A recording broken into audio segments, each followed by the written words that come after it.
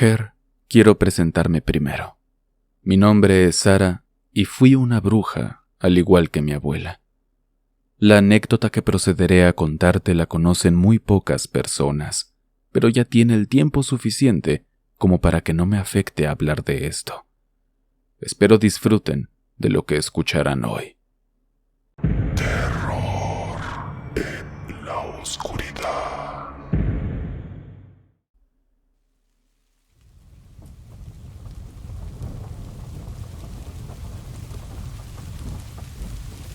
El motor del auto ronroneaba suavemente mientras avanzábamos por la carretera. Mi madre conducía en silencio. Sus ojos estaban aún húmedos, fijos en el camino. Recién salíamos del velorio de mi abuela Rosa. Era extraño, pero mi última conversación con la abuela se me venía a la mente una y otra vez. Apenas unas semanas antes de su muerte, nos habíamos sentado en la cama de su habitación. Recuerdo claramente ese momento porque el aire estaba repleto de un aroma a hierbas y tierra húmeda.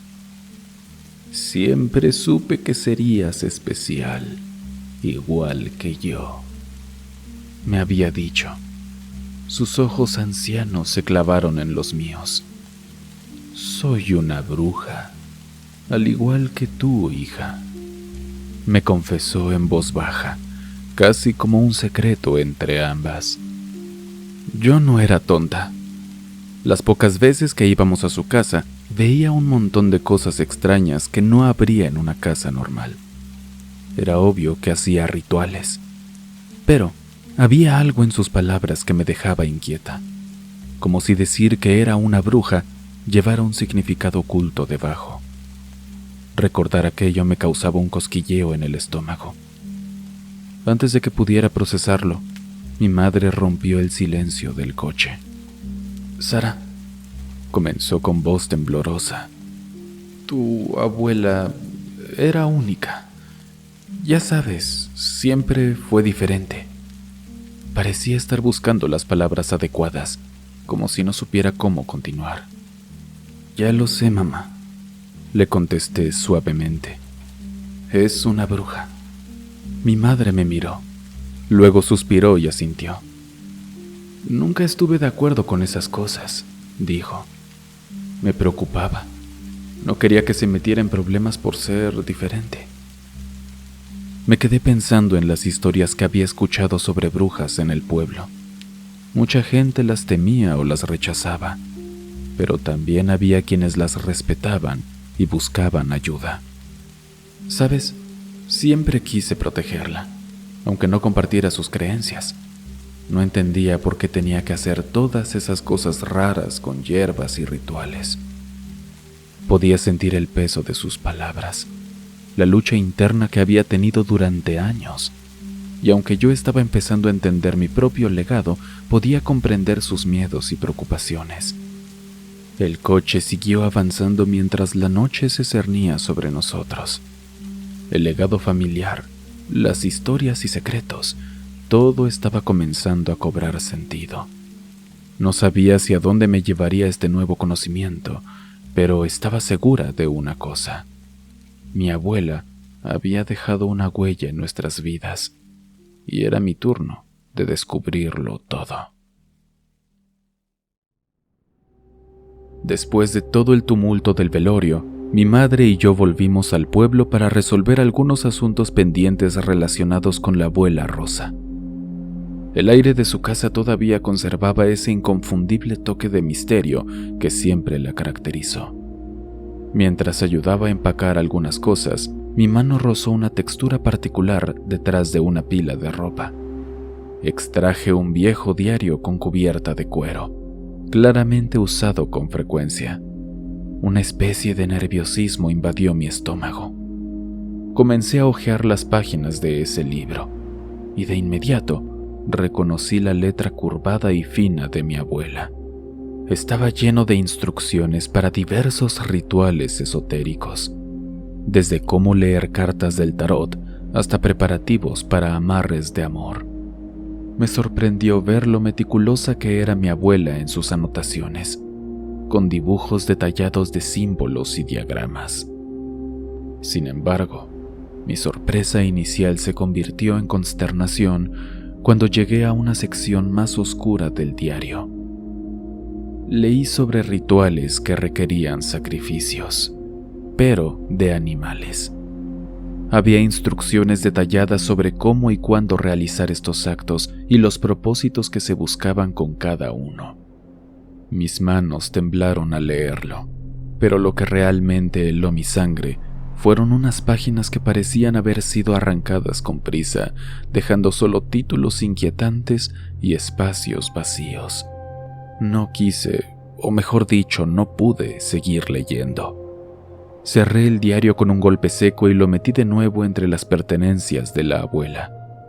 Me senté en el suelo de madera, tratando de procesar lo que acababa de descubrir. Al despertar esa mañana, había una pulsación constante en mi cabeza, una especie de zumbido que no pude ignorar. El diario llamaba mi atención. Sabía que tenía que hacer algo. Aprovechando que mi mamá estaba ocupada, decidí probar uno de los rituales. Elegí uno que parecía menos extremo, pero aún así lo suficientemente intrigante. Necesitaba una gallina. Caminando a escondidas, con la adrenalina recorriendo cada centímetro de mi piel, encontré un patio donde varias gallinas picoteaban el suelo. Esperé el momento oportuno y atrapé una. Mi corazón latía con fuerza, temiendo ser descubierta por el dueño de la gallina. Con el animal en mano, busqué un rincón solitario en el campo. Extendí un pequeño pañuelo en el suelo, como el diario indicaba, y encima coloqué unas hojas de laurel que había recolectado previamente. Luego encendí 3 velas alrededor, formando un triángulo. Mientras el viento jugaba con las llamas, comencé a recitar el tétrico poema que venía descrito ahí y que se suponía debía decir en ese momento. La verdad, no recuerdo del todo cómo iba, pero era algo así. Bajo el manto negro del silente anochecer, invoco las sombras y lo que no puedo ver. Que el sacrificio otorgue lo que busco obtener. En el canto del cuervo, la respuesta ha de nacer. A medida que las palabras salían de mis labios, sentí un aire frío rodeándome, más frío que el aire del ambiente. El ritual exigía que sacrificara a la gallina en ese instante preciso al terminar el poema. Con vacilación y una respiración entrecortada, hice lo que tenía que hacer. Ger, yo soy una chica de ciudad, por lo que hacer esto, créeme que tomó muchísimo más valor de lo que crees. Pero algo me impulsaba a hacerlo. No sé qué era, pero casi sentía que movía mi mano. El aire pareció detenerse por un momento, y no hubo truenos, ni relámpagos, ni una voz misteriosa desde el más allá, solo el silencio del campo. Pensé que no había hecho nada, que no había funcionado, pero tenía la sensación de haber cruzado un umbral que no debería haber cruzado. Sacudiéndome la sensación, apagué las velas, dejando el pañuelo y las hojas atrás. La gallina no sabía qué hacer con ella, así que la enterré en un rincón apartado, prometiéndome que jamás volvería a intentar algo así.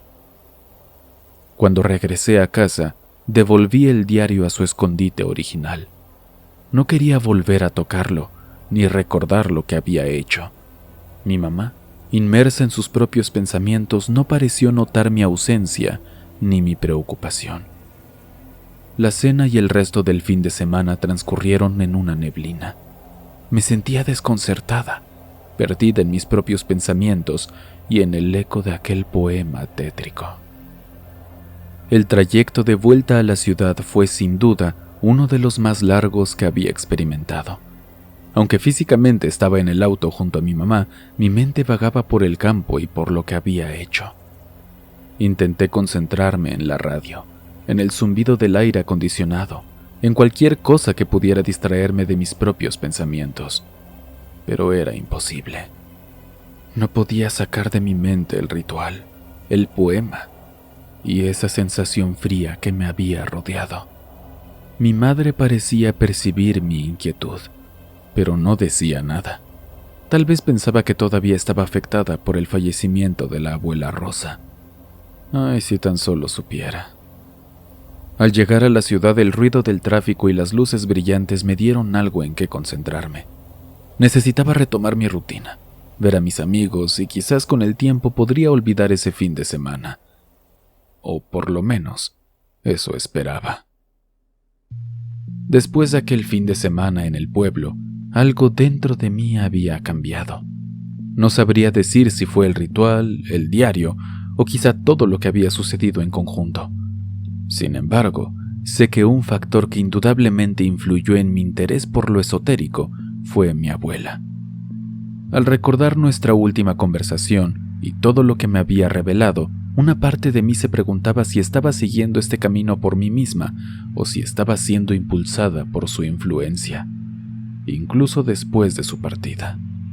Para ser honesta, fue algo que se me dio con una facilidad sorprendente. Al principio, leía las cartas solo por diversión, en reuniones con amigos. Pero con el tiempo me tomé la práctica más en serio y la noticia de mi habilidad comenzó a correrse entre conocidos y desconocidos. Los fines de semana, convertí mi sala en un pequeño rincón místico, con una mesa redonda, velas y algunos inciensos. Mi mamá, por su lado, solo me veía, pero no decía nada. La gente venía a que les leyera las cartas, y sorprendentemente muchos salían impresionados por la precisión de mis lecturas. Pero lo que muchos no sabían era que a veces mientras les leía sentía un escalofrío, como si algo más estuviera presente. Mi clientela creció en gran medida. No solo venían a que les leyera las cartas, sino que algunos también me buscaban para hacer amarres. Al principio me mostré reacia, recordando lo que había leído en el diario de mi abuela y el ritual que había realizado en el pueblo. Pero, impulsada por la curiosidad y la insistencia de algunos clientes, terminé cediendo y sumergiéndome en ese mundo. A veces las personas solo venían por curiosidad, otras por necesidad. Algunos querían saber sobre su futuro amoroso, otros sobre sus finanzas. Pero había un pequeño grupo que me buscaba porque habían escuchado que tenía algo especial. No sé cómo lo percibían, pero cuando entraban a mi casa lo sentían. A veces, en medio de una lectura o de un amarre, me quedaba callada, concentrada, y sabían que algo más estaba pasando. Algunos me decían que veían sombras detrás de mí, otros que sentían frío intenso al tocarme la mano, y otros simplemente se marchaban sin decir nada, con una mirada de temor que no podía olvidar. No todos mis clientes se daban cuenta de eso, por supuesto, pero aquellos que lo hacían no regresaban. Empecé a preguntarme si todo lo que estaba haciendo, si meterme en este mundo, había sido una buena idea. Mi reputación como lectora de tarot y realizadora de amarres crecía, sí, pero también crecían los rumores de que algo oscuro me rodeaba. Es aquí donde Diego, mi ex, entra en escena. Por cierto, Diego no es un nombre real, no quiero quemarlo. Por curioso que parezca, conocí a Diego en medio de todo el embrollo esotérico. Era un sábado común y yo estaba en el parque cercano a mi casa, buscando un poco de aire fresco y distracción después de una mañana de lecturas y amarres. Me senté en una banca, mirando cómo la gente paseaba a sus perros y jugaba con sus hijos. De la nada, una pelota de fútbol vino rodando hacia mí.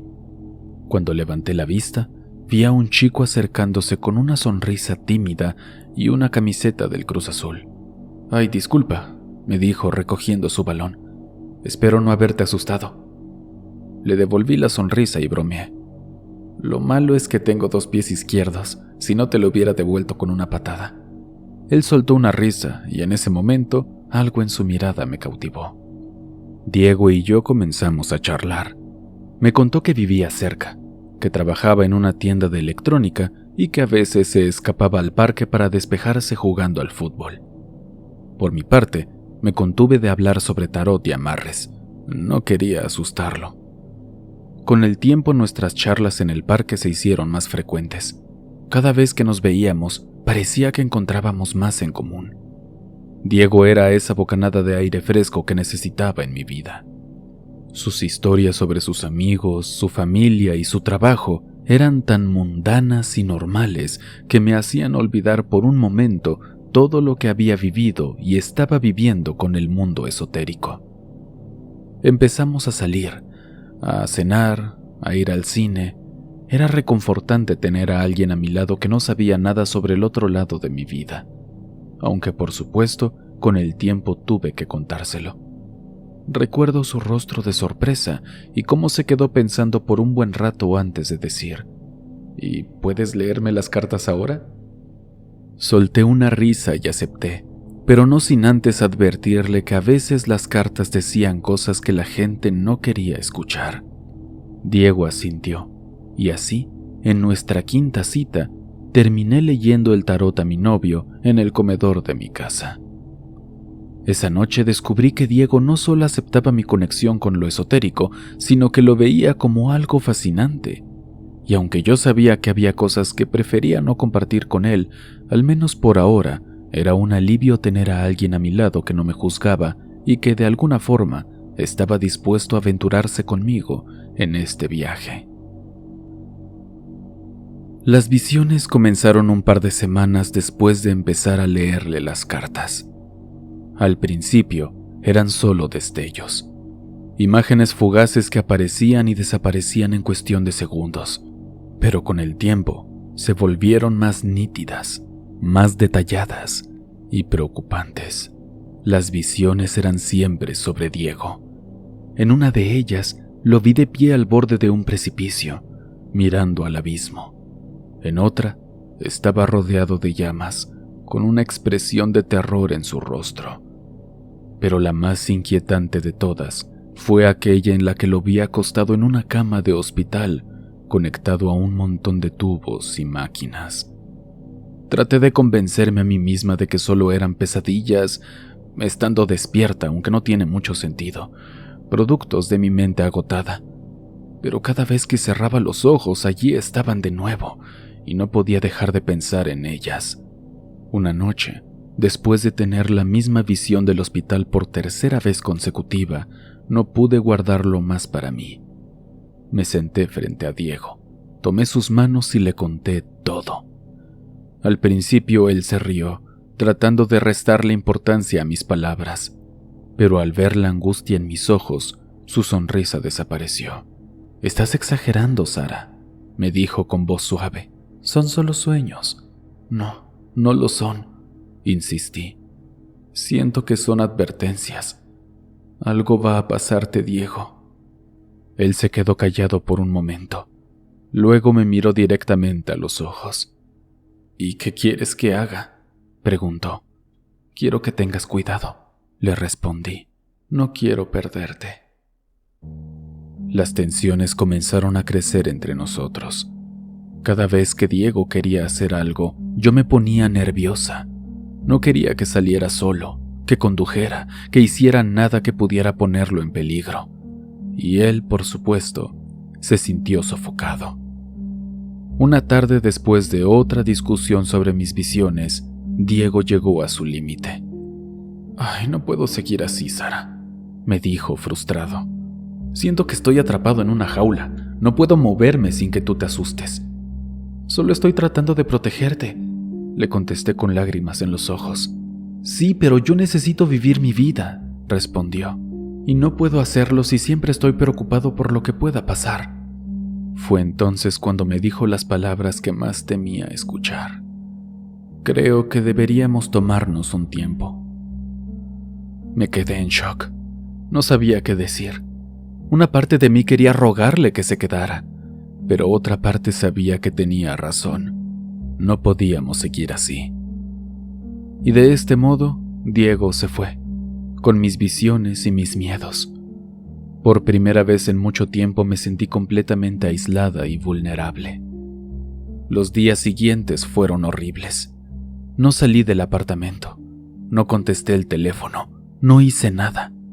Solo me quedé allí, esperando que las visiones desaparecieran, que Diego regresara, que todo volviera a ser como antes.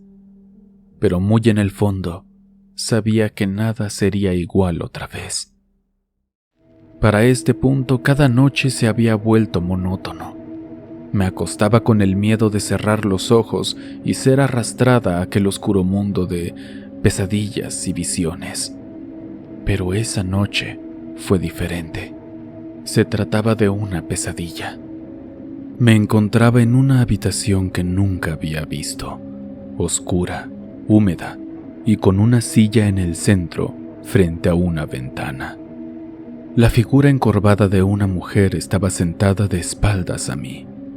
A pesar de no ver su rostro, algo en mi interior me gritaba que era mi abuela. Mi corazón latía desenfrenadamente y una voz en mi cabeza me decía que me alejara, que saliera de allí. Pero como siempre pasa en esos sueños donde sabes que algo malo está por suceder, no pude evitar acercarme. Cada paso era como moverse a través de un espeso lodo, pero finalmente llegué a su lado. Vacilante, puse mi mano en su hombro. Sentí su piel fría y rugosa bajo mis dedos. Tomando aliento, me moví para mirar su rostro. Y nada me pudo haber preparado para lo que vi.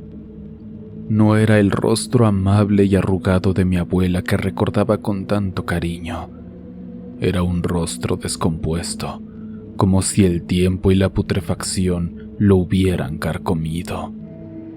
Un grito escapó de mis labios y desperté en mi cama, empapada en sudor y temblando de miedo. Las sábanas estaban revueltas y podía sentir el rápido latido de mi corazón resonando en mis oídos.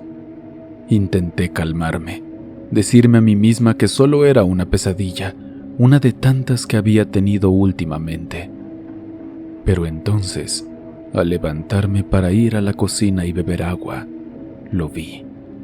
En el centro de la sala, la silla que usualmente estaba contra la pared, ahora estaba frente a la ventana, exactamente en la misma posición que había visto en mi sueño. Mi respiración se detuvo y sentí un escalofrío recorrerme. No había forma de que eso fuera una coincidencia.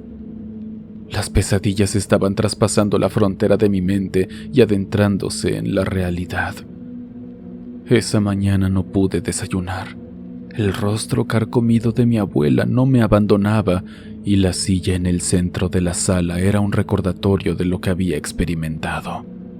Mamá intentó hablar conmigo, preocupada por mi aspecto, pero no pude explicarle. ¿Cómo podía hacerlo sin sonar completamente loca? Además, no iba a decirle que vi a su mamá como un zombi ahí en la sala. Sabía que algo tenía que cambiar, que no podía seguir así. Si las visiones estaban afectando mi realidad, ¿qué sería lo siguiente? La verdad no quería averiguarlo. Tenía que encontrar una forma de enfrentar lo que estaba pasando, de comprenderlo y, con suerte, de ponerle fin, por mi bienestar y por el de mi mamá.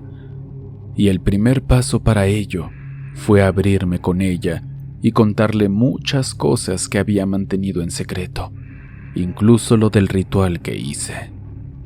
«¿Sabes?», me dijo mi mamá, «hay algo de la abuela que nunca te conté». Me volví hacia ella intrigada. «Cuando era niña», continuó, «tu abuela tenía ciertas tradiciones. Siempre nos prohibía, a mí y a mis hermanos, acercarnos a su habitación cierto día del mes. Era invariable. Pasaba año tras año». Asentí lentamente, incentivándola a continuar. Una vez decidí quedarme afuera de su habitación esa noche. Estaba oscuro. Solo una delgada línea de luz provenía debajo de su puerta. Lo que escuché, nunca lo olvidaré. Eran gritos tratando de acallarse, llantos y un sonido húmedo, como de carne siendo manipulada. Mis ojos se abrieron con sorpresa y sentí un escalofrío. ¿Y después qué pasó?, pregunté en un susurro. Ella sacudió la cabeza.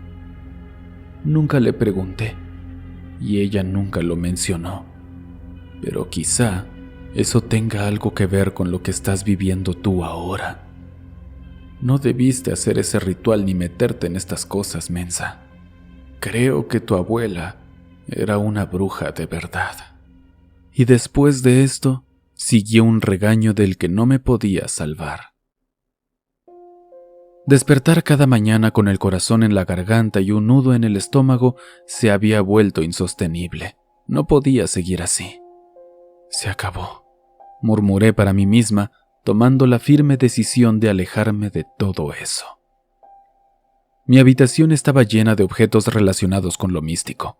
Cartas del tarot, amuletos, cristales, libros sobre rituales. Tenía que deshacerme de todo. Empecé por las cartas, recordando todas las lecturas que había hecho, y las arrojé a una bolsa de basura. Luego vinieron los cristales, los amuletos y todos los objetos que alguna vez creí que me protegían o me conectaban con algo más grande. Con cada objeto que desechaba, sentía que un peso se aliviaba en mi pecho. Cuando terminé, llevé las bolsas de basura al contenedor. Mientras las arrojaba, una sensación de liberación me invadió. Era el comienzo de un nuevo capítulo en mi vida. Esa tarde mi madre entró a mi habitación. Al ver el espacio vacío, sus ojos se llenaron de preocupación. Le expliqué todo lo que había estado sintiendo, el terror de las visiones y mi decisión de alejarme del esoterismo. En las semanas siguientes, mi mamá se convirtió en mi soporte. Me llevó a terapias, me acompañó en mis noches de insomnio y, sobre todo, me escuchó. Con su apoyo, poco a poco fui recuperando la confianza en mí misma y encontrando la paz que tanto anhelaba. Las pesadillas y visiones disminuyeron y con el tiempo desaparecieron por completo. Aunque sé que siempre seré sensible a lo esotérico, he aprendido la importancia de mantener un equilibrio y protegerme. Y sé que sin el apoyo incondicional de mi madre no lo habría logrado. Los días que siguieron a mi decisión de alejarme del mundo esotérico fueron de alguna manera tanto claros como confusos. Por un lado, sentía el alivio de haber dejado atrás un peso enorme, como quien se quita una mochila llena de piedras después de una larga caminata. Pero por otro lado, había momentos en los que me encontraba perdida, mirando el espacio, preguntándome si todo lo que había experimentado había sido real o simplemente producto de mi imaginación. Con el tiempo encontré trabajo en una librería, un lugar tranquilo, rodeada de historias que nada tenían que ver con lo sobrenatural. Algunos amigos y clientes me preguntaban por mis lecturas de tarot, pero yo simplemente sonreía y les decía que había dejado eso atrás. Aunque había retomado las riendas de mi vida, no podía negar que había una parte de mí, en algún rincón oculto de mi ser, que todavía sentía la llamada de ese mundo desconocido. Noches en las que, al apagar la luz, sentía una pequeña punzada de miedo, esperando ver la silla de mi abuela o escuchar sus susurros. Pero esos momentos eran cada vez menos frecuentes. Y hasta aquí llega mi experiencia, Ger. Le detallé tanto como pude. Espero fuera suficiente y te sirva para subirla a un video. Me gusta mucho lo que haces. Nunca dejes de hacerlo. Un abrazo.